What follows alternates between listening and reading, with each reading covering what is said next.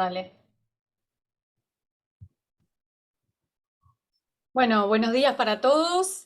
Hoy tenemos una invitada muy especial que viene a compartir la clase de hoy, que nos va a hablar de los peces anuales como modelo de investigación, como nuevo modelo de investigación.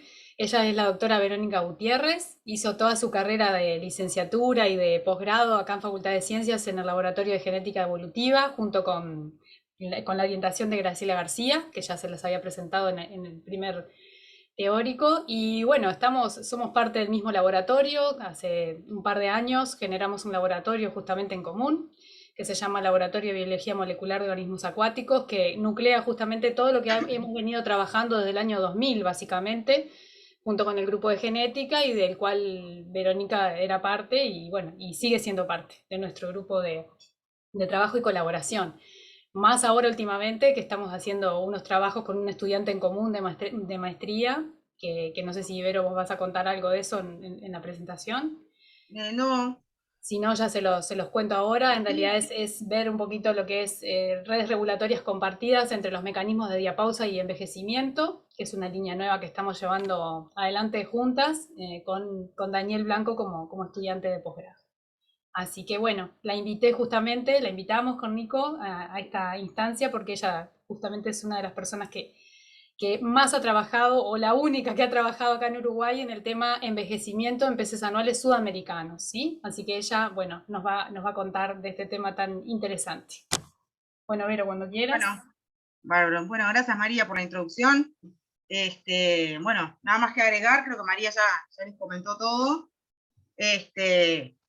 Así que bueno, les voy a contar un poco de las investigaciones que hay hasta actualmente, hasta el día de hoy, sobre los peces anuales como modelos para estudiar el envejecimiento animal. Bueno, para empezar, bueno, ¿qué es el envejecimiento, no? Cuando hablamos de envejecimiento, ¿qué entendemos por envejecimiento? Entonces, bueno, les voy a comentar algunas definiciones que existen sobre este proceso que ocurre tanto en animales como en vegetales, ¿no? Pero bueno, en la clase de hoy nos vamos a focalizar principalmente en el envejecimiento animal. Por ejemplo, la Enciclopedia Británica define el envejecimiento como cambios fisiológicos progresivos en un organismo que conducen a la senescencia o una disminución de las funciones biológicas y de la capacidad del organismo, como todo, para adaptarse al estrés metabólico. Se produce en una célula, en un órgano o en la totalidad del organismo con el paso del tiempo. Es un proceso que continúa durante toda la vida adulta de cualquier ser vivo. En el mismo sentido, la Organización Mundial de la Salud define el envejecimiento como que está asociado con la acumulación de una gran variedad de cambios moleculares y celulares.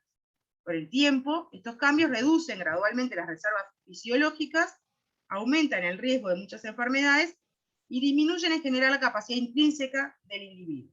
A la larga sobreviene la muerte.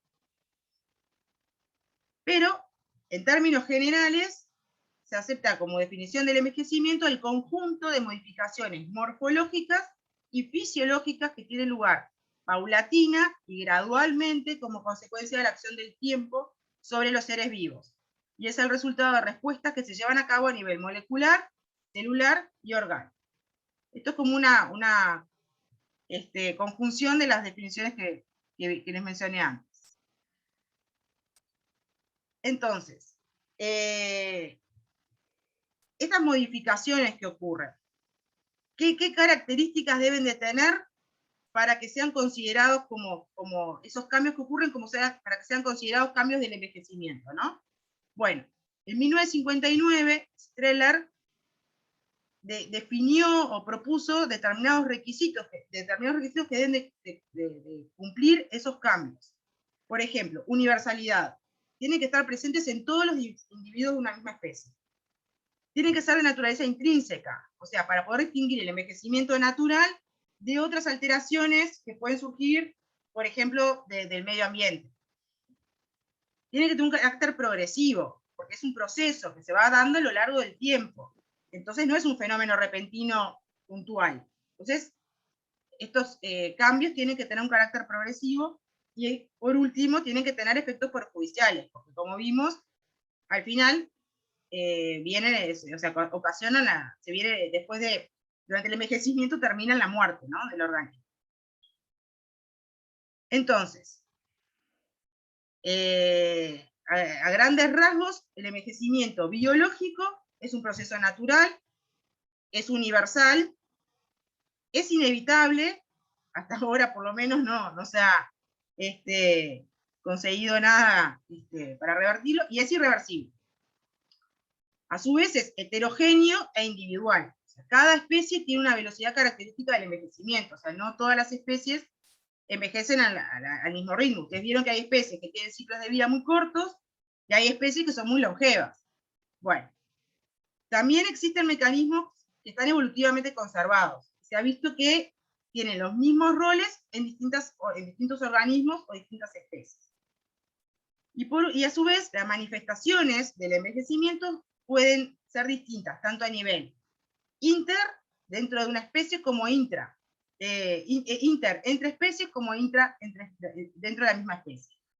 Entonces, se ha usado el uso de diferentes modelos animales, y establecer el modelo óptimo, ¿no?, de estudio sigue siendo uno de los desafíos más importantes para la comunidad científica hoy en día. Entonces, ¿por qué envejecemos? ¿No? Una pregunta que nos hacemos muchos, me imagino casi todos, a diario. Bueno, las causas del envejecimiento pueden ser multifactoriales, como vimos, ¿no? Desde Charles Darwin hasta hoy en día se han planteado más de 300 teorías sobre las causas del envejecimiento. Pero ninguna de estas teorías, que ahora vamos a ver algunas puntualmente las más utilizadas o las más conocidas, puede ser responsable, o sea, puede explicar el envejecimiento en sí mismo.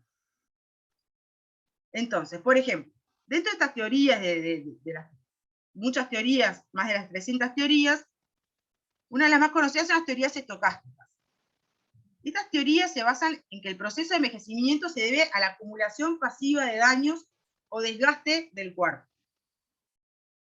Estas teorías a su vez consideran que el medio ambiente juega un papel determinante en la expresión y la regulación génica, que los cambios, esos que mencioné anteriormente, ocurren al azar y que se acumulan a lo largo del tiempo, de la vida de un organismo. Estudian el envejecimiento a través de cálculos probabilísticos y explican el envejecimiento como resultado de muchos fenómenos degenerativos e insuficientemente contrarrestados por la selección natural, sin ningún significado adaptativo o mecanismo programado específico, y algunos investigadores sostienen que son la mejor explicación de la evolución del envejecimiento. Pero también están las teorías programadas, que se basan en la existencia de algún tipo de base genética, y sostienen que envejecemos porque los organismos poseen un programa de suicidio o un reloj interno que es el que limita la vida útil. Y esto lleva a un beneficio evolutivo. Para estas, según estas teorías, vivir y reproducirse más tiempo sería una desventaja evolutiva. También están las teorías no evolutivas, que abarcan todas las teorías planteadas antes de la teoría de acumulación de mutaciones, una teoría muy citada, que fue propuesta por Medawar en 1952. Esta teoría de Medawar propone que durante el tiempo evolutivo hay una generación constante de mutaciones deleterias que solo se expresan más allá de cierta edad. La selección natural generalmente favorece la eliminación de esos genes deleterios, pero si su fuerza se debilita por la edad y porque se generan constantemente mutaciones, se produce un desbalance entre la selección y la mutación. Esa es la teoría de Medawar. Entonces, a partir de Medawar surgen las teorías evolutivas, que abordan por qué los seres vivos envejecen y si el envejecimiento evolucionó como un proceso. Estas teorías se centran en el papel de la selección natural, en el mantenimiento de la aptitud reproductiva de la especie. Dentro de estas teorías evolutivas, las principales y más citadas son la teoría de acumulación de mutaciones de Medawar, que les mencioné recién, la teoría de la pleiotropía antagonista, que fue propuesta en 1957, unos años más tarde, por Williams, y la teoría del soma desechable de Kirchhoff, 1977. No voy a profundizar en todas estas teorías, porque si no se nos va muy larga la clase, pero están disponibles y las pueden leer si les interesan en la bibliografía. También están las teorías no adaptativas. Estas interpretan el envejecimiento como un fenómeno no adaptativo, contrarrestado ineficazmente por la selección natural. Y estas teorías abarcan tanto las teorías no evolutivas como las evolutivas. Por otro lado, las teorías adaptativas explican el envejecimiento como un fenómeno adaptativo que está determinado y modulado por la evolución y es favorecido por la selección natural. Como ven, siempre hay como una disyuntiva entre cuando actúa o no actúa la selección natural. E incluye las teorías programadas que les mencioné al principio. Ahí. Bueno, entonces, la existencia de tantas teorías, como les mencioné, de más de 300, sugiere que la mayor parte de lo que proponen es contradictorio o erróneo, entre ellas, ¿no? Y hace unos años, recientemente, en el 2019, Libertini propuso que hay dos criterios a tener en cuenta para reducir ese número de hipótesis o de teorías, ¿no? Uno de los criterios es que la compatibilidad de cada teoría con los mecanismos de selección natural. Otro es la compatibilidad de las predicciones derivadas de cada hipótesis con los datos obtenidos de la evidencia empírica, ¿no? De lo que uno ve. Entonces, para Libertini, las teorías evolutivas que proponen un valor adaptativo para el envejecimiento son las hipótesis más probables y certeras. ¿Sí? ¿Van siguiendo? Bien. Cualquier cosa me preguntan, me paran y me preguntan. Bueno, entonces, habiendo hecho esta introducción sobre las teorías, ¿no?, del envejecimiento, uno se pregunta, bueno, pero ¿qué ocurre a nivel celular durante el envejecimiento? ¿No? Entonces, en 2013, López Otting y colaboradores publicaron una revisión sobre los hallmarks o características del envejecimiento. Y determinaron, ellos plantearon 9 características moleculares de este proceso, ¿no? La inestabilidad genómica, el acortamiento de los telómeros, las alteraciones epigenéticas, la pérdida de proteostasis, el desequilibrio de las rutas metabólicas, la disfunción mitocondrial, senescencia celular, agotamiento de células madre y la comunicación intracelular alterada. Todo esto son características moleculares que ocurren durante el proceso del envejecimiento. A su vez, estos autores dividieron estas características en 3 grandes grupos. Por un lado, los indicadores primarios, la inestabilidad genómica, el acortamiento de los telómeros, las alteraciones epigenéticas y la pérdida de proteostasis, como alteraciones que causan un daño a nivel celular. ¿Ah? Luego, un segundo grupo que se denomina indicadores antagónicos, que son el desequilibrio de las rutas metabólicas, la disfunción mitocondrial, la senescencia celular, que son fenómenos que ocurren como respuesta al daño causado por los indicadores primarios. Y por último, los indicadores integradores, que es el agotamiento de las células madre y la comunicación intracelular alterada, que es el fenotipo final, como el destino final de la célula cuando las respuestas al daño no logran revertir ese daño, repararlo. Entonces, bueno, finalmente ocurre el agotamiento de las células madre y la comunicación celular. Son como las respuestas finales a esos daños no reparados. No voy a entrar en el detalle de cada una de estas características tampoco, pero bueno, en algunas sí las vamos a ver un poco en profundidad. Pero esta revisión está disponible y si quieren profundizar en cada una de ellas, lo pueden hacer en el artículo. Pero para estudiar todas estas características o lo que ocurre a nivel celular, la comunidad científica siempre ha buscado diferentes modelos animales para poder, ¿no?, investigar o buscar la problemática de su interés en animales. Entonces, hoy en día se trabajan muchos modelos animales en estudio del envejecimiento, ¿no? Que me imagino que ustedes ya habrán visto alguno también a lo largo del curso. Para modo de repaso, lo que es un modelo animal. Entender que es un modelo animal es aquel que tiene las características físicas, químicas y o moleculares que son similares a las presentes en los seres humanos y permite realizar predicciones y extrapolar conceptos de una especie a la otra, ¿no? Bien. Así, en 1993, Resnick propuso que los organismos modelos deben cumplir ciertos criterios también.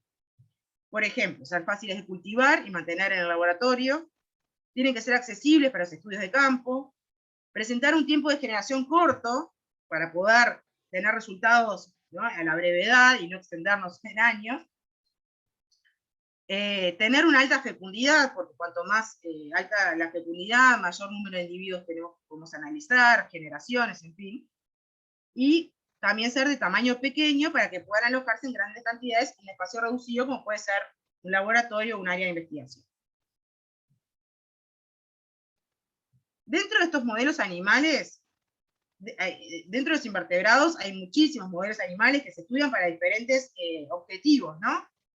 Por ejemplo, dentro del envejecimiento, Xenogarbitis elegans o la mosca de la fruta de los melanogaster se han utilizado también, porque tienen muchas ventajas como modelos de investigación, como que son baratos de mantener un laboratorio, son fáciles de manejar y manipular genéticamente, o sea, tienen muchas ventajas según lo que uno quiera estudiar. Pero para estudiar el envejecimiento animal, no son tan buenos, ¿no?, por decirlo de alguna manera, porque tienen características del desarrollo que son diferentes a las de los mamíferos o vertebrados, presentan algunos órganos que no existen, por ejemplo, en el ser humano, o los rasgos del envejecimiento pueden ser diferentes también en los invertebrados. Entonces, los investigadores se han dedicado mucho tiempo a buscar modelos animales vertebrados. Por ejemplo, el ratón, Musculus, y también entre los peces, el pez cebra, también son modelos que se utilizan actualmente mucho también en estudios de envejecimiento. Pero, como vamos a ver un poco más adelante, estos organismos también tienen ciclos de vida que son relativamente largos, más o menos entre 3 a 5 años, salvo que tengan una manipulación genética que les pueda cortar su ciclo de vida. Acá también puse una tabla de los diferentes organismos, tanto invertebrados como vertebrados, que se usan para estudiar características o aspectos del envejecimiento y enfermedades en humanos. Y con el máximo de vida, de ciclo de vida que presentan cada uno de ellos. Bueno, como ven, hoy en día, esta es una publicación del 2020, es reciente, o sea, hoy en día hay muchos modelos que se usan para estudiar diferentes aspectos diferentes problemáticas relacionadas al envejecimiento. Pero, hace unos años, los peces anuales, que bueno, ustedes ya los conocen y que, ¿no?, les han hablado bien bastante de ellos en este curso, y capaz que los conocían de otros cursos anteriores, se vienen usando ya hace bastantes años, como 15 años, como que tuvieron como un resurge, un auge en estudios del envejecimiento animal. Bueno, como ya bien saben, estos peces tienen un ciclo de vida corto en la naturaleza, y tanto en la naturaleza como en cautiverio tienen un ciclo de vida generalmente menor a un año. A veces en cautiverio puede llegar a unos meses más. Pero en la naturaleza, como están condicionados por la dinámica del charco que habitan, cuando el charco se empieza a secar o cuando empiezan a aumentar las temperaturas, los peces se van muriendo o van envejeciendo y muriéndose. Entonces, este ciclo de vida corto, de menos de un año, los hace un excelente modelo para estudiar el envejecimiento, porque en pocos meses podemos tener el fenotipo senescente o viejo y para los estudios que querramos hacer. Dentro de los peces anuales del envejecimiento, existe una familia, la Notobranchidae, que tiene más de 294 especies descritas, que no todas son anuales, son endémicas del continente africano. Dentro de esta familia, específicamente el género Notobranchius, que hay 122 especies descritas al día de ayer, son como los peces anuales modelo en estudios del envejecimiento hoy en día. Dentro de estos peces, de este género Notobranchius, hay diferentes especies que tienen diferentes ciclos de vida. Por ejemplo, Notobranchius purceri tiene un ciclo de vida entre 2 y 3 meses. Notobranchius racovi, 6 meses. Mientras que Notobranchius genteri se ha visto que tiene un ciclo de vida hasta 12 meses. O sea, dentro del mismo género tenemos especies que tienen ciclos de vida diferentes y podemos disponer de ellos para poder hacer los diferentes estudios que querramos, según querramos hacerlo más rápido o más lento. Bueno, desde el año 1972 a 1987 han habido algunas publicaciones que estudiaron diferentes características del envejecimiento en este género, principalmente vinculadas a alteraciones histológicas, ¿no? De hígado, de riñón, bueno, o los efectos de la temperatura en la longitud de su ciclo de vida. Eran básicamente, apuntaban a eso, que era, bueno, el conocimiento también del que se disponía en esa época, ¿no? Y de la tecnología y que había disponible para poder estudiar algunas características o patrones o bueno, del envejecimiento en estos peces, principalmente a nivel de órganos, y ver cómo estaban alteradas a nivel celular. Hasta el 87. Después de ahí hay un blanco en las investigaciones o en las publicaciones, por lo menos, hasta el año 2004. En el 2004 hay como que resurge el interés por estos peces anuales como modelos de investigación del envejecimiento. Y desde el 2004 hasta ahora, la cantidad de publicaciones que surgen año a año es exponencial, o sea es abrumadora la cantidad de información que estamos recibiendo. Por ejemplo, ayer hice una búsqueda en el Google académico y solamente para el 2021, en lo que va el 2021, ya van 299 publicaciones vinculadas a Notobranchius. O sea, pasamos de un bache o de un blanco ahí de 15 años a tener un número de publicaciones y de resultados y de investigaciones impresionante. Bueno, entonces, por ejemplo, cuando se retomó la investigación o se retomó este modelo como a estos peces anuales como modelo de investigación en envejecimiento en el 2005, se comenzaron a hacer algunos análisis sobre, por ejemplo, la locomoción, cómo disminuía la locomoción a lo largo el movimiento a lo largo, a medida que iba transcurriendo la edad de estos individuos. También, por ejemplo, hicieron estudios de bioindicadores. Los bioindicadores son bueno, unos marcadores biológicos que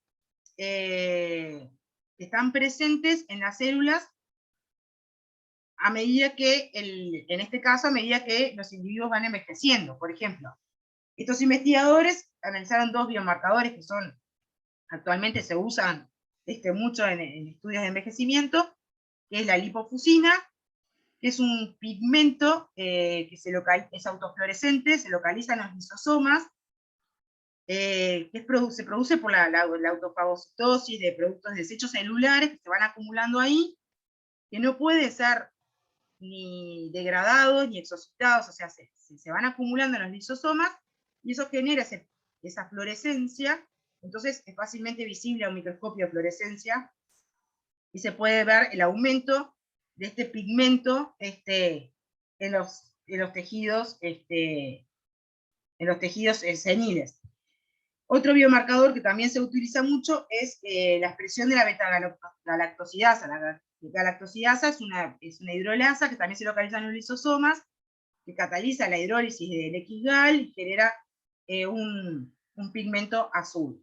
También aumenta con el transcurso de la edad en los tejidos. Por ejemplo, en esta imagen, en este estudio, los autores detectaron un aumento de la expresión de la beta-galactosidasa en fibroblastos de la dermis de Notobranchius fuseri.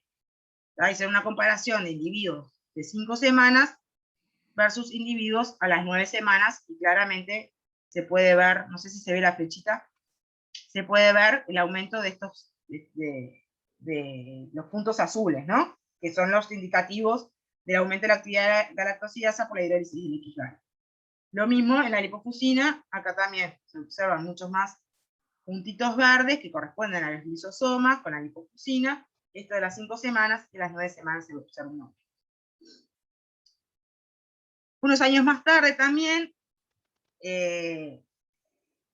otros investigadores estudiaron otras características del envejecimiento en otra especie, Racobi, que se acuerda que tiene una longitud de vida de aproximadamente 6 meses.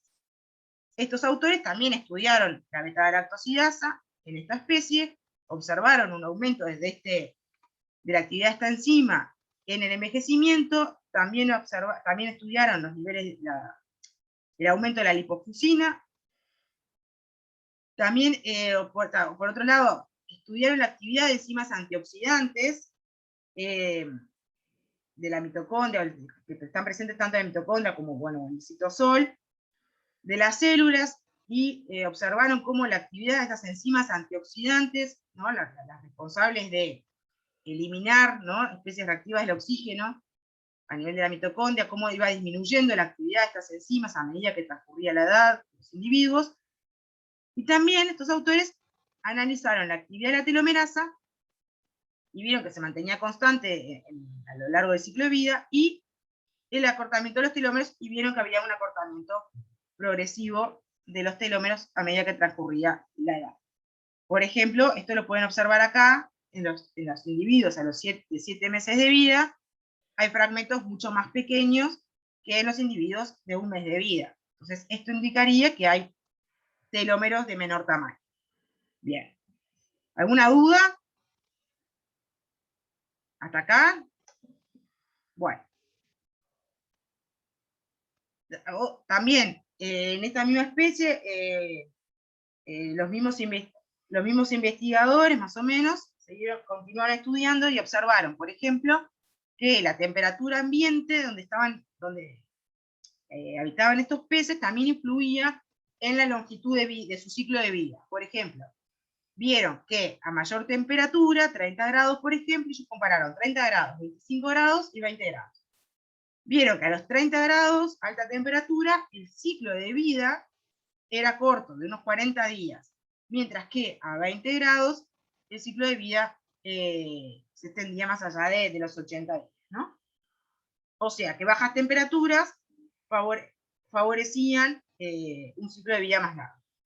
Estudiaron también, además de los bioindicadores, como les mencioné anteriormente, la relación de los niveles de energía, la relación entre el consumo de ADP y generación de ATP, y vieron que esto aumentaba, que a mayor temperatura, esta relación era mayor que a menor temperatura. Y hicieron un estudio de la expresión de proteínas de las heat shock o las cold shock, ¿no?, que se expresan en frío-calor, y vieron que la actividad de estas enzimas prácticamente, la expresión de estas enzimas prácticamente se mantenía constante independientemente de la temperatura. Entonces, estos autores concluyeron que el metabolismo celular, la utilización de energía y la expresión génica se alteran a una baja temperatura, favoreciendo la prolongación del ciclo de vida. Bueno, unos años más tarde, otros autores analizaron, por ejemplo, secuenciaron por primera vez parte del genoma de Notobranchius fuseri, que es la especie de Notobranchius con el ciclo de vida más corto conocido, y observaron que este genoma tenía el 5,4 megabases secuenciados de este genoma. Observaron que tenía entre un 0,3 y un 0,5% del genoma que era correspondiente a secuencias repetidas, que es bastante elevado. Pero bueno, esto fue en el 2009, se hizo la primera secuenciación parcial del genoma de Notobranchius. También secuenciaron el genoma mitocondrial de Notobranchius y observaron que con respecto a otros vertebrados, la región control del ADN mitocondrial en Notobranchius furseri, en este género, era mayor o era más grande que la de otros vertebrados, o principalmente peces que ellos analizaron.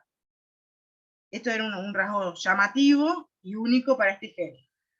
También observaron que la cantidad de ADN mitocondrial que estaba presente en esta especie, en diferentes órganos como cerebro, ojos, aletas, branquias, riñón, hígado, músculo, piel, y el spleen, que es la vejiga, ¿no? Natatoria.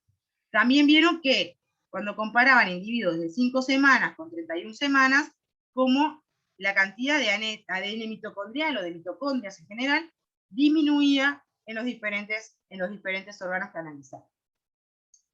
También analizaron la respiración mitocondrial. ¿Qué pasaba? Bueno, disminuye la cantidad de ADN mitocondrial, pero ¿qué pasa a nivel de la respiración mitocondrial? Y también observaron una disminución significativa durante el envejecimiento de la respiración mitocondrial. Bueno, un poco más adelante también se secuenció el primer transcriptoma para esta especie de ciclo de vida tan corto. Estos autores analizaron 2 cepas, que son cepas de laboratorio, ¿no? Que ya están criados y mantenidos en cautiverio, de la GRZ, que la población original proviene de una parte del este de África, y otra cepa, que la MZ. La GRZ tiene un ciclo de vida de 12 a 16 semanas, y otra cepa también de Furseri, que es la MZM, que su población original proviene de Mozambique, también ahí de África, obviamente, que tiene un ciclo de vida un poco más corto, de 25 a 32 semanas. Bueno, estos autores lo que hicieron fue analizar los transcriptomas, tanto de cerebro como de hígado, obtenidos a las 5 semanas o a las 14 semanas para la cepa GRZ, y a las 5 semanas y a las 31 semanas para MZM. Observaron que cuando comparaban piel y cerebro, había 85 genes que se expresaban diferencialmente en ambos tejidos. Y vieron que en el análisis, cuando analizaban comparativamente a nivel de la piel, vieron que la edad era como lo que más coincidía, lo que tenía expresión más coincidente a nivel de la edad, mientras que cuando analizaban el cerebro, vieron que era la cepa y no tanto la edad que tenía mayores coincidencias. Y bueno, y esto les permitió a estos autores postular que el envejecimiento en la cepa esta de ciclo más corto, de 12 a 16 semanas, estaba acelerado, como correspondía con coincidía con lo que observaban la otra cepa de ciclo un poco más largo. Bueno. Después, ya unos años después, en el 2014, empezaron a aparecer revisiones sobre este género, Notobranchius, como modelo en estudio de envejecimiento. O sea, como que entre el 2004 al 2014, durante esos 10 años, bueno, se fueron acumulando un montón de resultados de diferentes investigaciones, y en el 2014 se publica una revisión sobre este modelo, que hacen una comparación con los invertebrados y con otros mamíferos también muy utilizados en el envejecimiento, como el ratón. Y observan un montón de ventajas de estos peces respecto a los invertebrados y a los ratones, y al ratón, por ejemplo, como su pequeño tamaño, su ciclo de vida corto, alta capacidad reproductiva. Estas características producen una reducción en los costos de mantenimiento en el laboratorio. A su vez tienen un comportamiento diurno, tienen distancias filogenéticas intermedias entre los vertebrados, presentan una senescencia gradual tipo la de los mamíferos, y su envejecimiento también está modulado por factores ambientales. Bueno, luego de esta revisión también otros investigadores publicaron la secuencia total del genoma para Notobranchius purseri. Determinaron que tiene un tamaño de 1,24 gigabases. ¿Se acuerdan que yo les mencioné que habían publicado un genoma parcial? Ahora, en el 2015 recién se publica una primera versión del genoma completo. Con el genoma completo disponible, estos autores determinaron que los cromosomas sexuales en estos peces muestran unas características de evolución temprana del sistema XY de los mamíferos, que los genes relacionados con el envejecimiento están agrupados en regiones específicas del genoma, sin clase acá en rojo, acá indicaron esos clústeres donde están ubicados principalmente los genes vinculados al envejecimiento, y observaron que los perfiles transcripcionales, ¿no?, entre embriones con el desarrollo detenido y el envejecimiento presentaban similitudes, principalmente a nivel de genes que controlan el ciclo celular y la traducción. Acá, por ejemplo, en estos diagramas de Venn se ven perfectamente donde ellos analizan genes down regulate en la diapausa. Estos son estudios en diapausa 2, genes upregulate y en diapausa down up, y los que estaban down en el cerebro envejecido. Y observaron que había genes que estaban compartidos. También por otro lado, cuando comparaban los genes down regulate en la diapausa con los up regulate con los que estaban sobreexpresados, sobreregulados en el cerebro, también observaron que compartían genes, ¿no?, en las diferentes etapas analizadas. Entonces, dentro de los que estaban subregulados, 29 genes vinculados al ciclo celular eran compartidos, y dentro de los que estaban sobreregulados, 37 genes vinculados a la traducción, a la elongación, eran compartidos en ambas etapas, ¿no?, la diapausa con el cerebro envejecido. Asimismo, también se observaron que al analizar genes que estaban sobreregulados o subregulados en la diapausa de estos peces anuales, los comparaban con resultados que habían sido obtenidos previamente por otros investigadores que habían analizado microRNAs, perdón, estos eran microRNAs tanto de cerebro como de piel como de hígado, que estaban sobreregulados o subregulados en estos tejidos de Notobranchius, en el envejecimiento, ¿no?, de Notobranchius, y determinaron que había dos microRNAs, que eran el 101 y el 101A y el 18A, que estaban regulados en la misma dirección en la diapausa y en el envejecimiento de Notobranchius, ¿no?, que son el microRNA 101A, que está sobreregulado, y el microRNA 18A, que está regulado. Bueno. También casi enseguida, el año siguiente, también sale otra publicación sobre otra revisión sobre las ventajas de los peces anuales como sistema modelo en biología. Entonces analizan 3 áreas de la biología: el área biomédica, la ecología evolutiva y a nivel de estudio de poblaciones y de genómicas. Entonces ven los diferentes enfoques metodológicos que se utilizan para estudiar o responder estas diferentes cuestiones a nivel biológico, y cómo los peces anuales se adaptan perfectamente para responder cualquiera de ellas. En el 2016 se publicó un estudio a nivel de la cadena respiratoria mitocondrial, y se vio que los individuos, estos individuos de corte el purseri, ¿no?, son los análisis en Notobranchius purseri, que es el que tenía el ciclo de vida más corto, vieron que estos peces presentaban el complejo de mitocondrial 1, que es el NADH deshidrogenasa, dentro de la cadena respiratoria. No sé si recuerdan cómo era los complejos, los diferentes complejos que forman parte de la cadena respiratoria, cómo se va dando el transporte de electrones a través de ellas hasta la generación de ATP.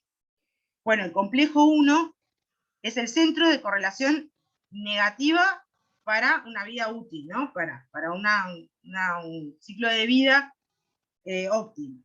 Vieron que la inhibición de ese complejo prolongaba la vida útil y rejuvenecía el transcriptoma del individuo. O sea, cuando inhibían eso, los genes que expresados que tenían el transcriptoma se correspondía con aquel que obtenían de los individuos jóvenes naturales, ¿no? Entonces, bueno, determinaron que ese complejo, la NADH deshidrogenasa, era el centro, el hub, para la determinante de la longitud de vida. Bueno, también en 2016, o sea, como esto es para mostrarles cómo año a año, a partir de 2014, 2015, 2016, o sea, año a año empiezan a salir revisiones de las ventajas de estos peces anuales para estudiar el envejecimiento. No voy a entrar mucho en detalle de este trabajo. Y bueno, y recientemente, en el 2019, también hicieron un estudio, por ejemplo, de la expresión espaciotemporal de las sirtuinas, que son una familia de proteínas que son sensores metabólicos que actúan como reguladores cruciales de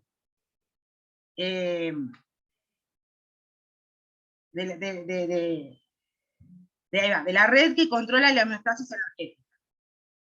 Entonces, estos autores, claro, o sea, partían de lo que conocían en otros mamíferos, ¿no? De las 7 sirtuinas que estaban determinadas y que eran conocidas en los mamíferos, de la CIT1 a la CIT7, usando el genoma de Notobranchius fuseri, que ya estaba disponible, observaron que Notobranchius presentaba 8 genes ortólogos que correspondían a las 7 sirtuinas, que el gen de la sirtuina 5 presentaba 2 copias, y el estudio a nivel de expresión de estas proteínas, de los genes, ¿no?, que codifican para estas proteínas, vieron que tanto CIRT1 como CIRT5A, CIRT6 y CIRT7 tenían una disminución de la transcripción a medida que transcurría el ciclo de vida de Notobranchius fuseri. Bueno, y recientemente también se determinó que estos peces anuales son un modelo genéticamente que se puede seguir, ¿no?, genéticamente para el estudio del envejecimiento. Entonces estos autores hicieron estudios o simulaciones aplicando 2 de las teorías que les comenté anteriormente sobre el envejecimiento, la teoría pleiotrópica antagonista y la teoría de la acumulación de mutaciones de Medawar. Y bueno, y estos autores también hicieron un estudio de poblaciones que venían de poblaciones más áridas, estas eran poblaciones en Zimbabue, en África, obviamente, y que venían de una población más árida y de una población más húmeda.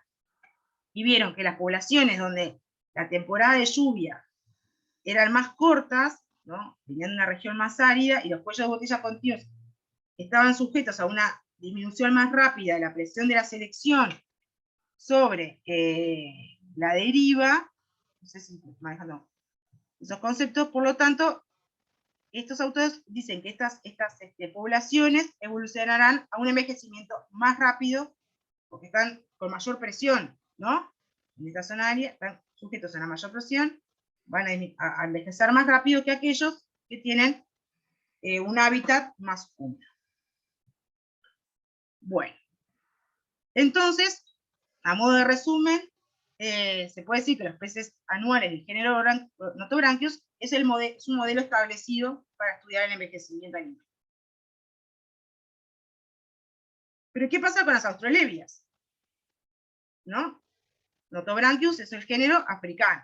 ¿Qué pasa con las australebias? Pero genéticamente, las australebias están filogenéticamente emparentadas con Notobranchus. Las australebias, como ya habrán visto, son endémicas de Sudamérica. Actualmente hay unas 55 especies descritas de australebias para todo el continente. Dentro de las australebias hay especies de tamaño pequeño, tamaño medio, tamaño grande, o sea, hay una variabilidad morfológica y sexual también. Como habrán visto, los machos y las hembras se diferencian claramente. También tienen un ciclo de vida menor a un año, igual que Notobranchius.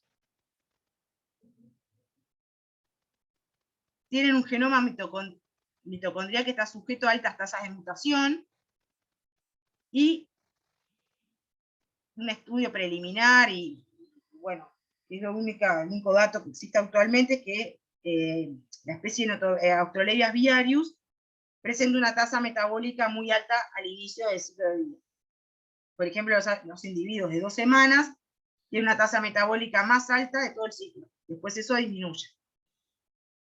O sea, a las 8 semanas presentaban una tasa metabólica más baja. O sea, esto se mide por el consumo de oxígeno, ¿no? Se hacen unos estudios para determinar la tasa metabólica. Entonces, ¿qué se sabe del envejecimiento de la australebia? Bueno, existía muy pocos trabajos o muy pocas publicaciones al respecto. Entre el año 1965 y 1975 sabían también algunas publicaciones que referían a estudios sobre alteraciones histológicas del hígado, del riñón. Hubo algunos estudios también sobre el largo de la vida de algunas especies en función de la temperatura ambiente donde las criaban.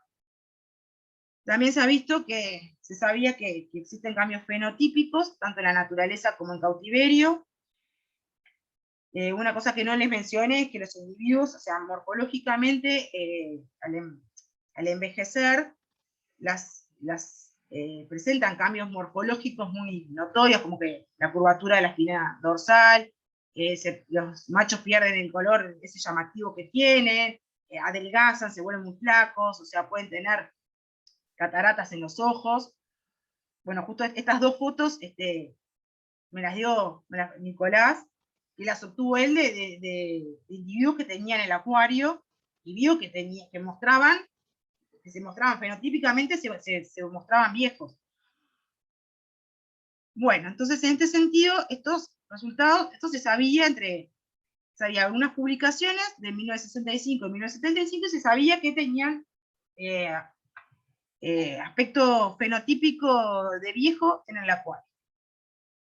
Hasta que en el 2009 y 2014 yo hice mi tesis de doctorado sobre los patrones de senescencia molecular durante la ontogenia de peces anuales sudamericanos del género Australebias.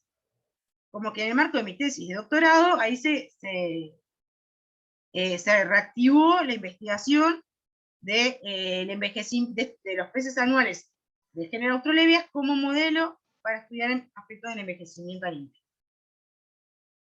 Entonces, en el marco de mi tesis, el objetivo general fue estudiar diferentes aspectos moleculares del envejecimiento que estuvieran vinculados al proceso de la senescencia celular, como acumulación de daños en el ADN, la dinámica de los sistemas cromosómicos, ver qué ocurría con el acortamiento de los telómeros, la funcionalidad de la cadena respiratoria, la presencia de daño oxidativo y la disminución de la autofagocitosis, ¿no? O sea, el aumento, si había o no, incremento de los bioindicadores, ¿se acuerdan que les mencioné? Que habían visto en Notobranchius, en diferentes tejidos de Australebias. Bueno, estos estudios se van a realizar en diferentes etapas de la ontogenia de los peces anuales del género Australebias. Les voy a presentar solamente resultados obtenidos en Australebias charro, porque también hice algunos estudios en Australebias keradophyllus, que es una especie dentro de las australebias, de las de gran tamaño, que tiene un ciclo de vida más corto. Pero bueno, les voy a presentar solamente los obtenidos en Australebias charro. Bueno, trabajé con individuos colectados en la naturaleza en tres momentos de su ciclo de vida, entre junio y julio, cuando los charcos estaban llenos, o recientemente llenos, se realizó la colecta de juveniles, 1 o 2 meses después, en agosto-septiembre, la colecta de los adultos, y hacia el final del ciclo, cuando el charco ya se empezaba a secar, en octubre, realizamos la colecta de los individuos seniles. Algunos individuos juveniles que habíamos colectado en junio-julio, algunos individuos de ahí, los había mantenido en cautiverio, formé parejas de un macho y una hembra, los mantuve en acuario, los dejé, o sea, esperé que se reprodujeran, ¿no? Generaran su descendencia, la F1, que después la iba a trabajar en el año siguiente, y dejé que cumplieran su ciclo también en el acuario. Entonces, más o menos también, con los mismos tiempos que manejaba en el campo, a los 2-3 meses o sea, traje a los juveniles, 2 o 3 meses después obtenía a los adultos, y 2 o 3 meses después obtenía a los seniles. Eso en el modelo de laboratorio. Entonces, ¿qué buscaba? Como les mencioné, los objetivos era estudiar algunas de las características o hallmarks que les mencioné al principio, que habían sido reportadas del envejecimiento, ¿no? De los hallmarks del envejecimiento a nivel celular y molecular. Entre ellos, primero estudié, bueno, analicé algunos aspectos de la inestabilidad genómica y qué ocurría a nivel de la disfunción mitocondrial. Para ello, primero secuenciamos el genoma mitocondrial completo de esta especie, Troleibia charrúa, porque no hay nada, o sea, a nivel genómico sobre esta especie. El genoma todavía está en marcha de ser obtenido y publicado. Entonces, bueno, esto fue en el 2015, entonces ahí, junto con el grupo de la unidad de bioinformática del Instituto Pasteur, hicimos la secuenciación del genoma mitocondrial completo para Troleibia charrúa, y vimos que las características de este genoma eran iguales o correspondían a los genomas mitocondriales de otras especies. ¿Se acuerdan que Notobranchius tenía una región de loop agrandada, ¿no? De mayor tamaño?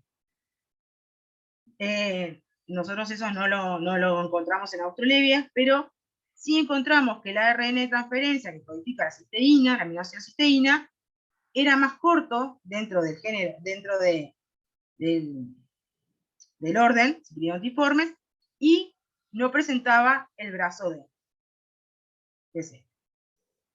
Se ha visto en otros organismos que estos ARN de transferencia truncados, que pueden carecer del brazo D o del brazo T, son funcionales, pero puede existir cierta disminución en la síntesis proteica, en este caso la aminoácido cisteína. Bueno, también, eso por un lado a nivel del mitogenoma, ¿verdad? También hicimos un análisis de los polimorfismos en las secuencias mitocondriales codificantes durante la ontogenia, ¿no? En este caso comparamos individuos obtenidos en cautiverio, toda la F1, o sea, que había sido, eran individuos hijos de padres que habíamos traído del campo, que habíamos puesto en los acuarios, que habían dejado descendencia. Al año siguiente se eclosionaron esos embriones y obtuvimos toda una generación F1, que nació y que tuvo todo su ciclo de vida en cautiverio. De esos seleccionamos algunos individuos seniles, algunos individuos adultos, algunos individuos seniles, y los mandamos secuenciamos su genoma mitocondrial. Cuando comparamos las secuencias codificantes, mitocondriales, ¿no? Vimos que la secuencia que codifica para el gen que codifica para el citocromo oxidasa 1 era la más conservada a nivel de cambios nucleotídicos. Solamente un individuo presentó un cambio, en un individuo juvenil, mientras que los que codificaban para las NAD eran las más variables, y en el gen que codifica el citocromo B, vimos que era el gen más variable, ¿no? Todos los individuos, tanto juveniles como adultos y seniles, presentaban un cambio nucleotídico. Entonces, estos resultados nos llamaron la atención, porque observamos que a nivel de juveniles ya observábamos cambios nucleotídicos, que en realidad, la bibliografía, esperamos tener que los cambios a nivel mitocondrial se obtuvieran avanzado el tiempo, ¿no? O sea, son cambios que se van acumulando a medida que los individuos van envejeciendo. Bueno, Austrolevia charrúa ya presentaba cambios en los juveniles. Cuando hicimos la traducción de esas secuencias nucleotídicas a nivel de secuencias aminoácidicas, observamos algunos cambios también a nivel del aminoácido resultante.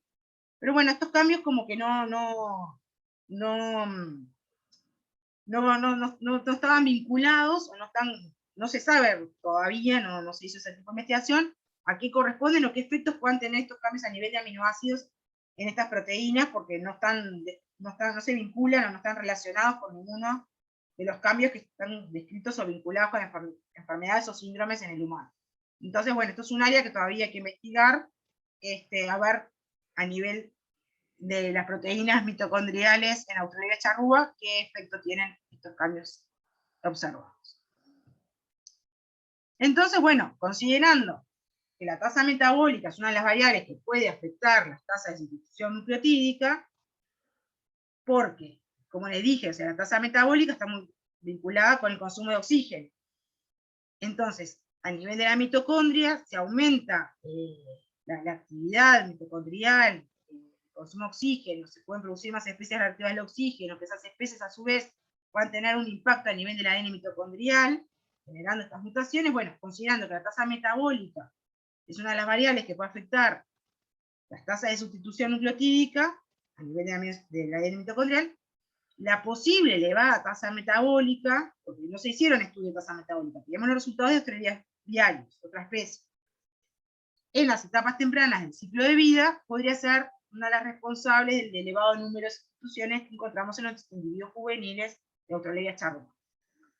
Pero bueno, todavía está pendiente y habría que hacer el estudio de la tasa metabólica en charrúa. O sea, asumimos que debe ser igual o similar que la observada en Australevia vialis. Bueno, por otro lado, también vimos cambios nucleotídicos a nivel de dos proteínas de la cadena respiratoria, el citocromo B y la citocromoxidasa. También analizamos muchos individuos juveniles, adultos y seniles, y los comparamos entre sí las secuencias nucleotídicas, y vimos también que desde juveniles ya había existían sustituciones nucleotídicas ya en los juveniles a nivel de citocromo B. Y para el gen que codifica citocromoxidasa 1, también observamos sustituciones nucleotídicas en los juveniles. O sea,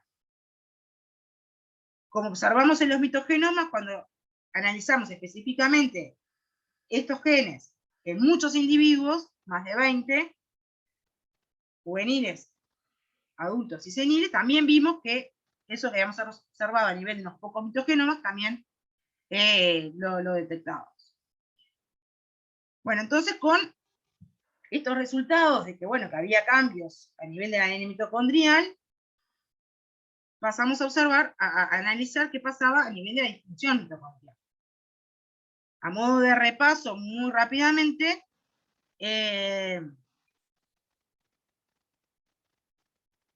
para repasar la función mitocondrial, sabemos que esta se ve alterada por acumulación de mutaciones y de lesiones en el ADN mitocondrial, por una desestabilización de la cadena de transporte de los electrones, ¿no? Se aumenta la fuga de los electrones, se reduce la generación de ATP, no, justo en este dibujo no sale el ATP hasta acá. La oxidación de proteínas mitocondriales que afecten su función, cambios en la composición lipídica de las membranas, también que se estabilizan la cadena respiratoria, y bueno, se ha visto que señales de estrés y una función mitocondrial defectuosa generan especies reactivas del oxígeno, ¿no? O las ROS, por su sigla en inglés. Altos niveles de función, una función defectuosa, o sea, o que se mantengan en el tiempo, o sea, generan altos niveles de especies reactivas del oxígeno, y eso puede contribuir al envejecimiento. Entonces, habiendo repasado un poco esto, lo que hice en el marco de mi tesis de doctorado fue analizar la respiración mitocondrial.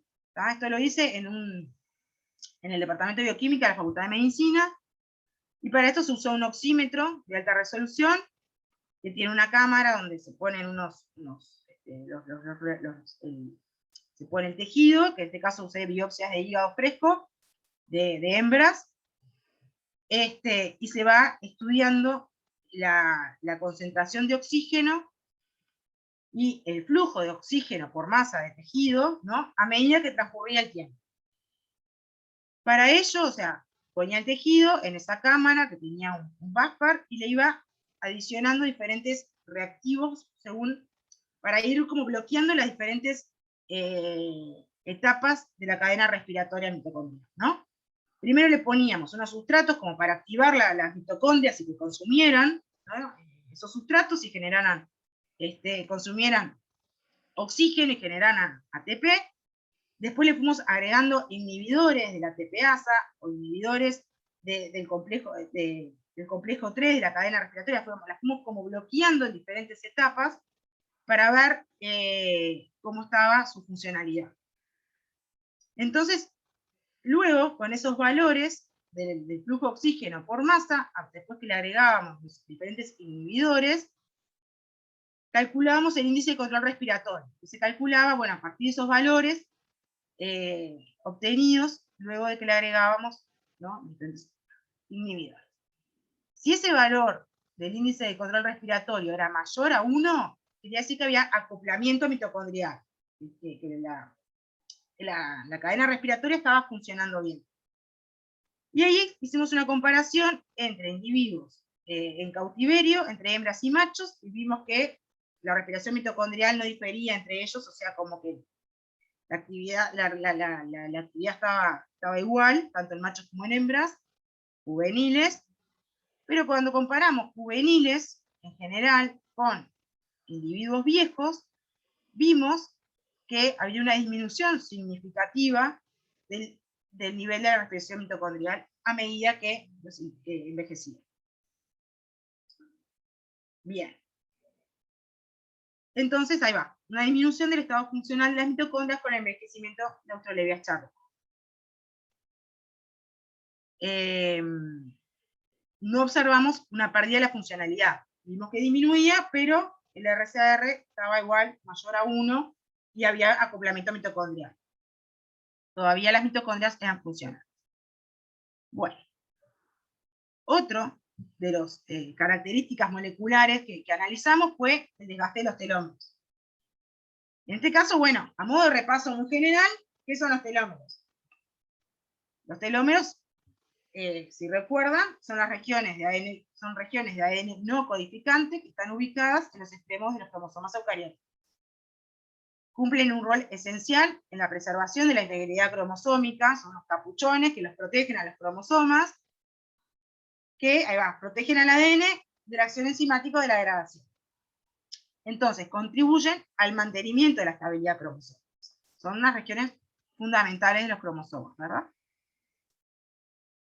De modo muy general, la estructura de los telómeros, los individuos eucariotas, son diferentes. Por ejemplo, en un humano tienen una forma de loop, de bucle, en el extremo del cromosoma, mientras que las levaduras no, o sea, no forman este bucle, que es como un complejo de proteínas que curvan, ¿no?, que forman ese bucle de la hebra de ADN y la mantienen como enrollada. Las levaduras no, bueno, Salinobacterus tampoco, y Arabidopsis thaliana, las plantas tienen otra forma. Pero bueno, lo interesante es que en humanos es la formación de ese bucle protector en el extremo de los cromosomas. Bueno, también, como es no codificante, está formado precisamente de heterocromatina, son secuencias pequeñas que están altamente repetidas en tándem, con una distribución asimétrica en la secuencia. Por ejemplo, en los vertebrados, la secuencia telomérica es TTA-GGG, mientras que los insectos tienen una secuencia más corta, o las plantas superiores una secuencia más larga. Bueno, esto difiere según según el grupo, o a veces hasta las especies también dentro de un mismo, dentro del mismo grupo de individuos.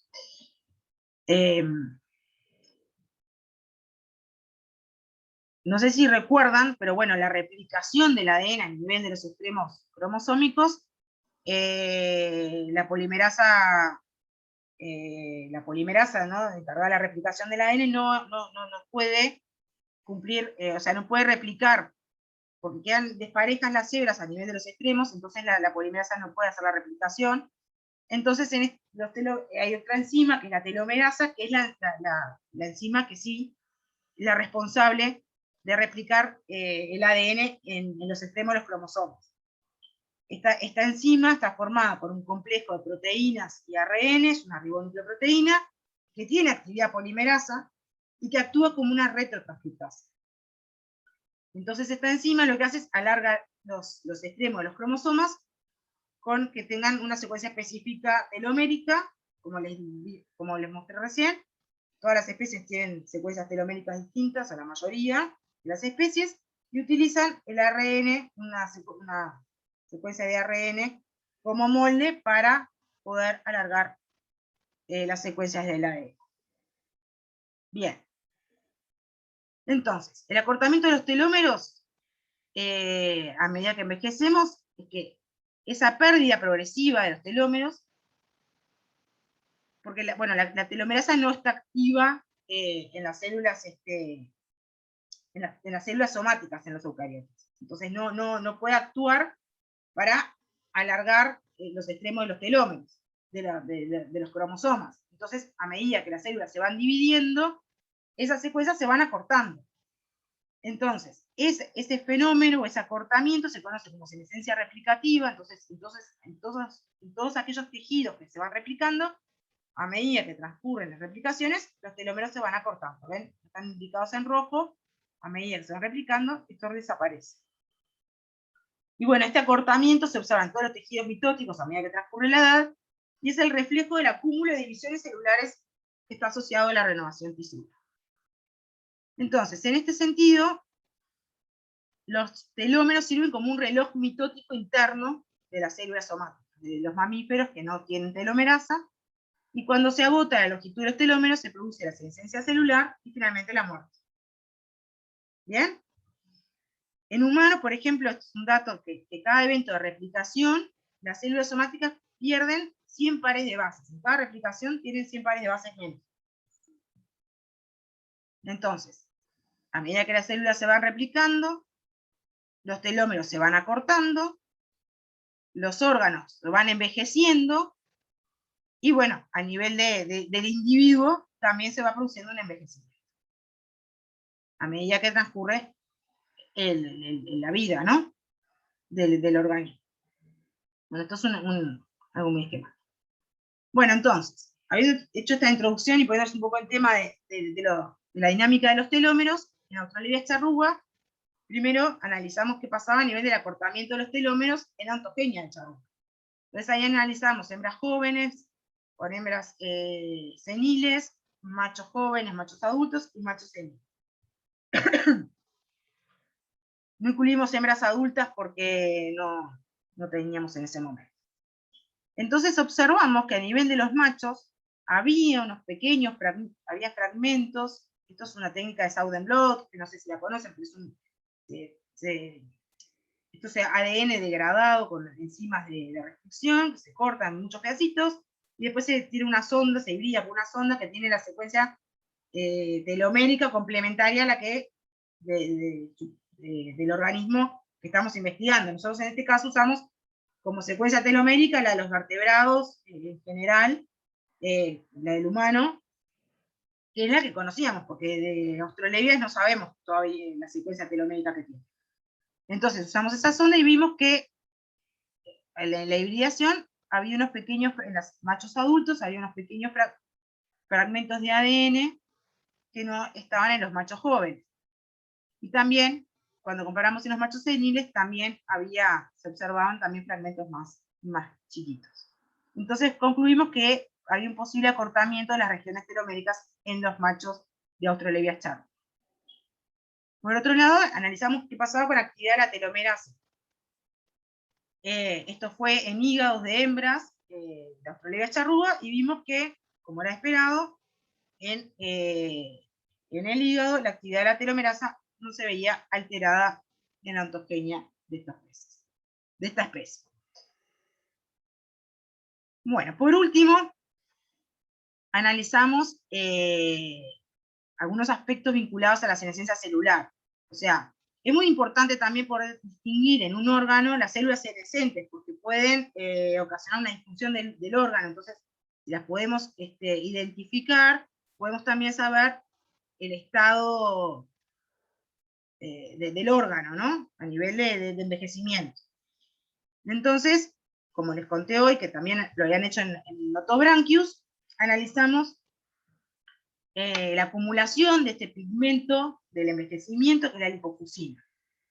Entonces, analizamos músculo de hembras, y estos cortes los analizamos en un microscopio electrónico a 488 nanómetros de excitación. O sea, no se tiñe el tejido, no se le hace nada. Como es un pigmento autofluorescente, el tejido se observa directamente en el microscopio de fluorescencia y se pueden ver los puntitos verdes brillantes. Y como se observa acá en las fotos, no sé bien, estos eran tejidos, los cortes transversales. Estas son las fibras musculares, ¿no? Se observan acá, las fibras musculares, y bueno, acá se puede ver en el borde, ¿no? Como toda unos puntitos verdes más brillantes.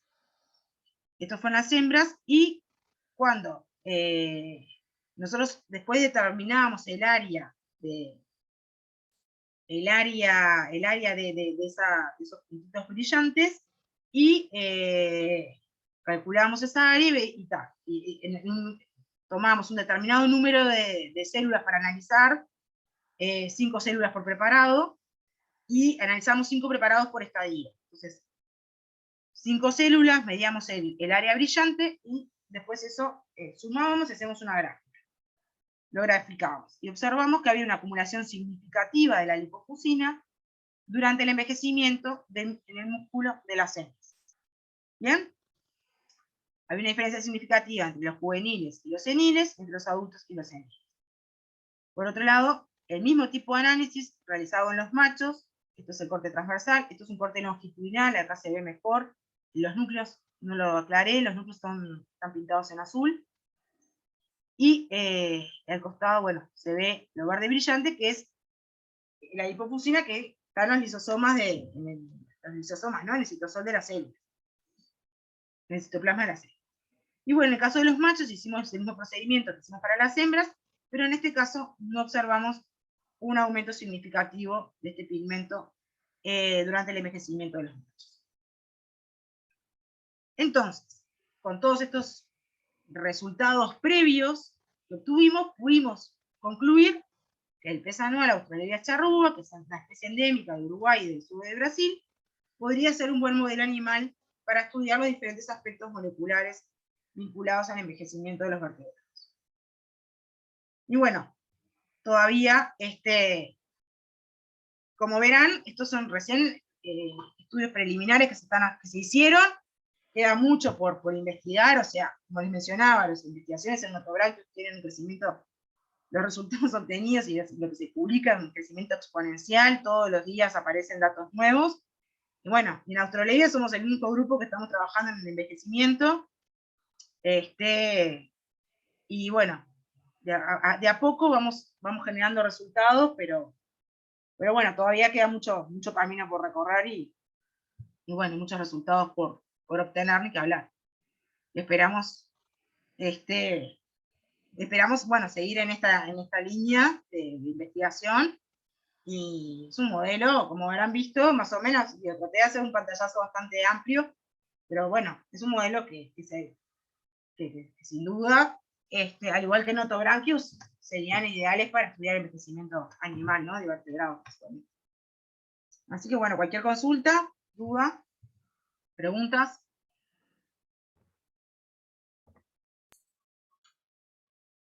Bueno, muchas gracias a vos, Vero, por la exposición y por todo lo que nos contaste. Bueno, no sé, espero haber sido un poco clara, es medio difícil esto por Zoom. No, y está muy bueno, o sea, para tener en cuenta justamente el link con lo que es el desarrollo del envejecimiento, digamos, o sea, lo que es el transcurso de la vida de estos peces, tenerlo en cuenta lo que pasa en el campo, ver aspectos moleculares y asociarlo con lo que después es el desarrollo embrionario, que con las diapausas tiene que ajustarse y combinarse, que es todo la adaptación al sistema de ambiente en el que vive, ¿no? Mm, sí. Bueno, como María les comentaba al principio, el estudiante de maestría, Daniel Blanco, él ahora en su maestría está viendo, bueno, a ver si existen vías regulatorias que están compartidas entre diapausa y, y el envejecimiento, ¿no? Vieron que les mencioné ahí que, por ejemplo, ya se han visto que hay unos microRNAs que están, se comportan igual, tanto en diapausa como en envejecimiento, o sea, hay como una relación, hay una correlación, bueno, se sospecha, ¿no? O sea, obviamente que hay que investigar y confirmar los resultados. Sí, porque esos son los únicos antecedentes que hay, no, no hay Son más los nada. únicos, sí. Y bueno, estamos tratando de ver a nivel de transcriptoma, es el análisis, comparación de los transcriptomas, tanto de embriones en diapausa 1, que es lo que estamos trabajando en este momento, y órganos envejecidos, ¿no? En el caso de Daniel va a trabajar con branquia y con branquia, básicamente. Sí, con branquias. Me llegó a preguntar eso. ¿Han hecho análisis transcriptómico en charrúa de juveniles y de seniles? Está Sí, propuesto para hacer este año, en realidad eso para obtener las muestras este año, estamos en eso. Ahí va, sí. porque Yo en el marco de mi doctorado obtuve los transcriptomas de juveniles y seniles, pero, pero bueno, no, la anotación no está muy buena. Entonces todavía no, hay un montón de datos ahí que están para analizar, ¿no? Pero bueno, de ahí, de la comparación de los transcriptomas, sacamos algunos genes que tienen expresión diferencial y bueno, están para analizar, a ver, profundizar un poco más en el rol de esos genes, o sea, qué función cumplen, en qué etapa están involucrados, eso está muy ahí, para todo para hacer. Tenemos información y poco tiempo. Y Claro, y en el caso de Daniel, por ejemplo, los datos que tenés vos, Vero, son de secuenciación por solamente poli-A, es ARN sí, mensajero nada más. solamente RNA Lo que mensajero. tenemos propuesto con Daniel es obtener muestras nuevas y hacer una aproximación que se llama ribocero, que en realidad lo que hacen simplemente es depletar solamente los ARNs ribosomales. Todo el resto de ARN, todo el mundo de ARNs que no es ribosomal, queda.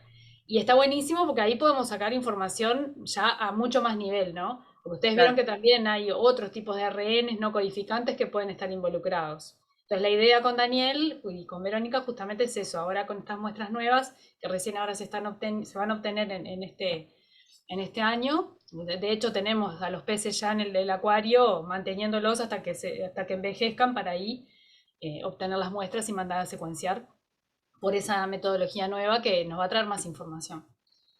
Así que ahí les contaremos en futuras oportunidades en qué andamos. Esto es muy dinámico, esto Sí. es año a año se van obteniendo resultados nuevos. Aparte creo que lo lindo de esto es que ustedes vieron durante ahora hoy estamos terminando el módulo y esta es la última clase teórica que tenemos y bueno, ustedes vieron vieron todo lo que es peces anuales en cuanto a las peculiaridades a nivel de desarrollo, pero a su vez también un muy buen modelo para estudiar envejecimiento de vertebrados, realmente tiene mucha potencialidad en ese sentido, ¿no? Y bueno, y además de estudiar, de la posibilidad de estudiar tanto investigaciones con un marco de línea de laboratorio, digamos, de establecerlos en el laboratorio, pero a su vez también poder hacer el estudio en campo, que también es súper interesante a los que nos interesa toda la parte evolutiva, ecológica y demás. La Claro. verdad que son organismos espectaculares en ese sentido, para estudiar ese tipo de cosas en ese marco, ¿no? Y bueno. Claro, porque, o sea, ya hay antecedentes de que hay factores ambientales que influyen en el envejecimiento. Por eso en el marco de mi doctorado me propuse, bueno, ¿qué pasa? En los individuos de campo, del campo, ¿ocurre lo mismo que en los individuos que nacieron y tuvieron toda su vida en condiciones controladas? Bueno, esa comparación es muy importante, porque para poder también, bueno, a veces en los resultados sacar un poco el ruido de la naturaleza, ¿no? El ruido, entre comillas, pero que pueda generar la naturaleza, o no, o ver, bueno, cómo los factores ambientales pueden actuar o influir sobre determinadas características, ¿no? O aspectos de envejecimiento. Entonces, esa comparación es importante. Y el hecho de tener acá a unos pocos kilómetros, o sea, los individuos en la naturaleza, es invaluable, porque por ejemplo en el caso de los africanos, que muchos grupos de Italia o Alemania, República Checa, trabajan con los peces anuales africanos, los de Gera Notobranchius, o tienen que ir a África a buscar los peces, o trabajan con líneas de acuario, como esas cepas que les comentaba hoy, que tienen mucha endogamia después también. Entonces, también eso les genera también a nivel genético muchas alteraciones que después no sabés si es algo real o es producto de la endogamia. O sea, tenés como muchas variables ahí que también después tenés que depurar. Entonces creo que tener este modelo acá en el país a unos pocos kilómetros y poder contar con los individuos naturales es algo fantástico. Bueno, y siempre es súper importante tener claro el objetivo o la pregunta que uno quiere responder también, ¿no? Porque claramente estos peces tienen desventajas dependiendo de lo que uno quiera hacer con ellos, ¿no? Si lo comparamos con el desarrollo total, un pez cebra en 3 días ya tenemos una larva, y en el caso de estos anuales, si entran en todas las diapausas, de repente nos lleva un año, ¿no? Desde que se fecundó hasta que logramos la larva. Después el mantenimiento en laboratorio, si bien nosotros lo tenemos muy bien puesto a punto, no es tan sencillo. Hay gente que lo ha intentado hacer. Hay pocos laboratorios a nivel del mundo que logran mantener bien los peces anuales, sobre todo los sudamericanos, ¿no? Las australevias, somos nosotros, y en Chile hay un par de laboratorios que lograron mantenerlos bien, pero hay un tercer laboratorio que lo intentó, un laboratorio de muy buen nivel, y no lo logró.